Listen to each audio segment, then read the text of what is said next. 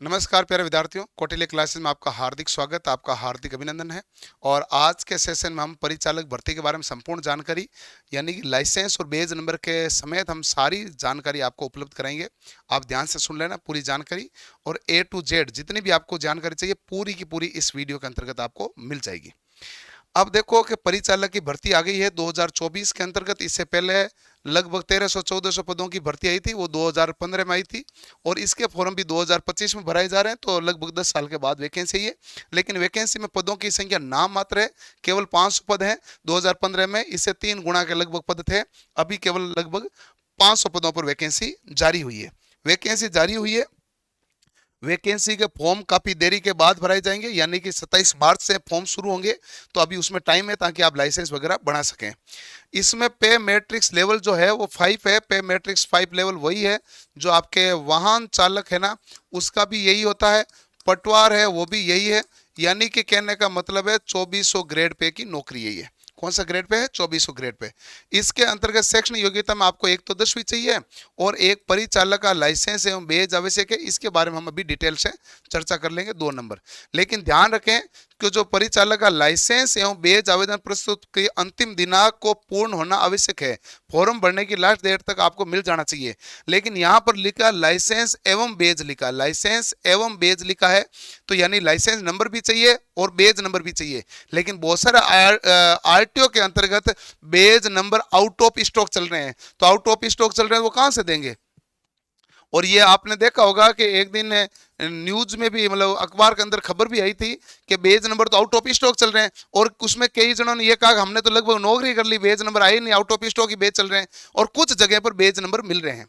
लेकिन फिर उसके अंतर्गत ये आया कि यदि मान लो page number out of stock रहेंगे तो इसमें लाइसेंस को ही मान्यता दे दी जाएगी बेज नंबर के बिना, क्योंकि बेज नंबर अलॉट जिनको नहीं हो रहे हैं। और यदि अलॉट करने का उन्होंने गवर्नमेंट ने वापस प्रस्ताव ले लिया है कि भाई वैकेंसी आई हुई है, सभी फॉर्म भरेंगे और बेज नंबर हमने मांगा है तो हमें ही देना पड़ेगा, तो उनको बेज नंबर जारी करना पड़ेगा, तो वो जारी करेंगे।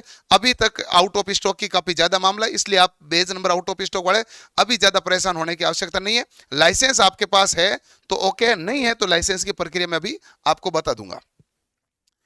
और इसमें जो 18 वर्ष तक आयु चाहिए होती है, 40 वर्ष से कम और 18 वर्ष, ये 1/1/2026 से काउंट होगी। इंपॉर्टेंट बात इसके अंतर्गत ये है कि इसमें आपको किसी भी प्रकार का अनुभव नहीं चाहिए, अनुभव एक्सपीरियंस नहीं चाहिए। जबकि वाहन चालक में आपको 3 साल का अनुभव चाहिए गाड़ी चलाने का, हैवी ड्राइविंग का।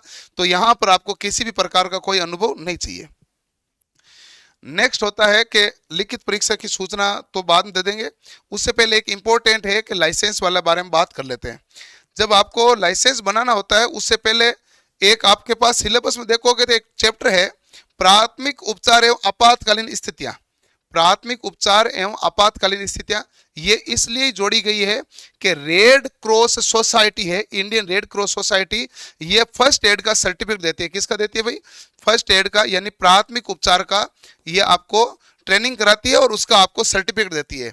और इसलिए आपके परीक्षा में भी आता है, क्योंकि परिचालक की ड्यूटी है, यदि बस में कोई गड़बड़ हो गई, किसी को उल्टी हो गई, कोई चोट वोट लग गई, कोई किसी प्रकार का हो गया, तो उसको प्राथमिक उपचार तो उपलब्ध कौन कराएगा? परिचालक करेगा, और ट्रेंड आदमी और वहां कोई होगा नहीं।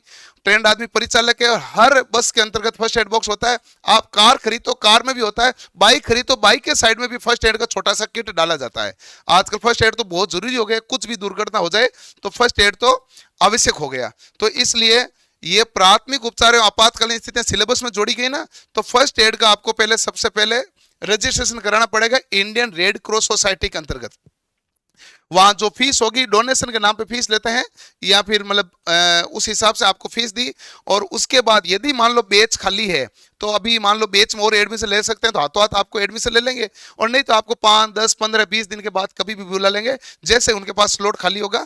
और वहां पर जब आप रेड क्रॉस सोसाइटी जाओगे तो आपको 10th की मार्कशीट और फोटो ले जानी है। फोटो पासपोर्ट साइज होनी चाहिए, ताकि सभी जगह आपकी फोटो चाहिएगी, और फोटो काफी संख्या में रहनी चाहिए ताकि कमी नहीं रहे। और उसके बाद जब ट्रेनिंग होगी तो जमान्यत है, कई जगह ट्रेनिंग 7 दिन की होती है, कई 9 दिन की ट्रेनिंग कराते हैं। हर जिले में रेड क्रॉस सोसाइटी का हॉस्पिटल होता है, वहां पर जाना होता है, वहां आपको ट्रेनिंग होगी।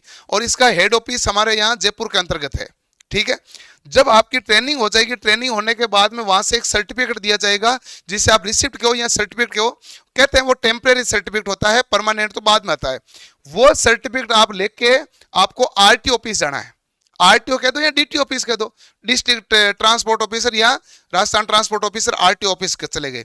वहां आरटीओ ऑफिस जाके आपको कंडक्टर के लाइसेंस के लिए अप्लाई करना है। तो वहां आपको क्या लगाना पड़ेगा, फोटो लगानी पड़ेगी, 10th की मार्कशीट लगानी पड़ेगी, पुलिस वेरिफिकेशन लगाना पड़ेगा, मेडिकल सर्टिफिकेट। मेडिकल सर्टिफिकेट आप रेड क्रॉस सोसाइटी यहीं से बना सकते हो, और या फिर अलग बनाओ तो अलग बना दो, नहीं तो रेड क्रॉस सोसाइटी में गए, यहां से मेडिकल सर्टिफिकेट है।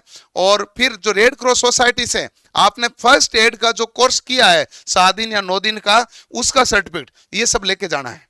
ये सब लेके जाओगे तो आपको 10 दिन में, 15 दिन में या 20 दिन में आपको लाइसेंस मिलेगा। और लाइसेंस मिलेगा टेम्परेरी। टेम्परेरी लाइसेंस 6 महीने के लिए वैलिड होता है, और उससे आपका फॉर्म भरा जाएगा आराम से, कोई दिक्कत नहीं है। जब आपके 6 महीने के बाद में आपको वापस अप्लाई करना होता है, जैसे अपने करते हैं लर्निंग लाइसेंस लेके फिर लाइसेंस के अप्लाई करते हैं, उसी प्रकार फिर आपको 6 माह के बाद में परमानेंट लाइसेंस के लिए अप्लाई करना पड़ेगा। और परमानेंट अप्लाई करके जो लाइसेंस बन के आएगा वो 3 साल 5 साल के लिए अलग अलग वैलिडिटी होती है, और वो आपके पास वैलिडिटी रहेगी जो परमानेंट के रूप में रहेगा। ये है उसका पूरी प्रक्रिया के बारे में जो मैंने आपको अभी बताई है। सिलेबस देखते हो तो ये राजस्थान का जीके आपके सिलेबस के अंतर्गत है। यातायात के नियम परिचालक को आने जरूरी है, प्राथमिक उपचार एवं आपातकालीन स्थिति आनी जरूरी है। ये आपको कोर्स के अंतर्गत मैं ही पढ़ूंगा, और ये भाग आपको राजस्थान जीके का पूरा अशोक सर पढ़ेंगे। स्थिति, क्षेत्र, जिले, संस्कृति, त्योहार, रीति रिवाज, इतिहास, भौगोलिक परिस्थितियां, मौसम, खनिज, यानी कि महत्वपूर्ण टॉपिक ही इन्होंने दिए हैं। गणित दी है तो मैथ आपको आसानी दी है, अंक गणित के 4-5 चैप्टर ही दिए हैं। करंट अफेयर दिया, जनरल इंग्लिश दिया है जिसमें 6 या 7 चैप्टर जनरल इंग्लिश के हैं, और आपके 7-8 चैप्टर हैं जो हिंदी के हैं। देखा जाए तो वाहन चालक की तुलना में आपका सिलेबस है जो कम है, और चतुर्थ श्रेणी कर्मचारी की तुलना में कम है। चतुर्थ श्रेणी कर्मचारी और वाहन चालक का सिलेबस क्या है, एक समान है, लेकिन राजस्थान रोडवेज का सिलेबस छोटा है, आप आराम से पढ़ सकते हो। और इस भाग में तो किसी को तकलीफ आएगी नहीं, पूरे में से पूरे नंबर लोगे। बाकी आपके कोई सा भी भाग तकलीफ वाली नहीं होगी, सारी टीम बहुत अच्छी तरीके से पढ़ाती है। आप जानते हो कोटिले क्लासेज में तो हजारों बच्चे पढ़ते हैं हर बैच के अंतर्गत, तो आपको भी कोई परेशानी नहीं होगी। अब होता है कि कोटिले क्लासेज पर आपका 1 जनवरी तक न्यू ईयर का ऑफर चल रहा है।